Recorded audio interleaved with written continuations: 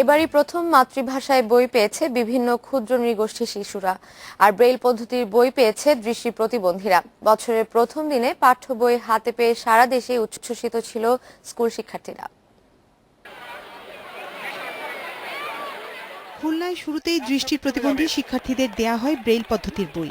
এরপর একে একে বই পেয়ে উৎসবে মেতে ওঠে বিভিন্ন শ্রেণীর ছাত্রছাত্রীরা। নতুন বছর, নতুন শ্রেণী, সঙ্গে নতুন বই, সব মিলিয়ে আনন্দিত শিক্ষার্থীরা। আমি নতুন বছরে নতুন বই পেয়ে আমি অনেক আনন্দিত। এবার আগেভাগেই বই পৌঁছে গেছে বরিশালের উপকূলীয় এলাকার সব স্কুলে।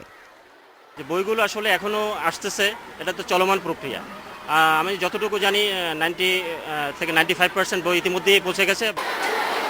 গতবারের ভুল শুধরে এবার বইয়ের ছাপা ও কাগজের মান অনেক ভালো বলে জানিয়েছে শিক্ষার্থীরা। এবছর উৎসবে নতুন মাত্রা ক্ষুদ্র নৃগোষ্ঠীর ভাষায় বই। পার্বত্য চট্টগ্রামের 13টি গোষ্ঠীর মধ্যে নিজস্ব ভাষায় বই পেল চাকমা, মারমা ও ত্রিপুরা শিশুরা। এবছর সকল বিদ্যালয়ের এবং সকল শিশুদের বই বই বিতরণ আমরা এই বছর দিতে পারতেছি না, কিন্তু আগামী বছর সকল বিদ্যালয়ের এবং এই ক্ষুদ্র নৃগোষ্ঠীর সকল শিশুদের বই পুস্তক দেওয়া হবে। তবে ভিন্ন চিত্র দেখা গেছে খাগড়াছড়িতে।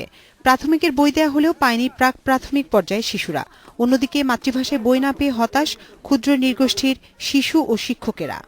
প্রথমে বলা হয়েছিল যে ক্ষুদ্র নৃগোষ্ঠীদেরকে বছরের প্রথম দিনে সবাইকে বই দেওয়া হবে, কিন্তু বই না থাকার কারণে বই দিতে পারেনি বলে এরা মন খারাপ হয়েছিল।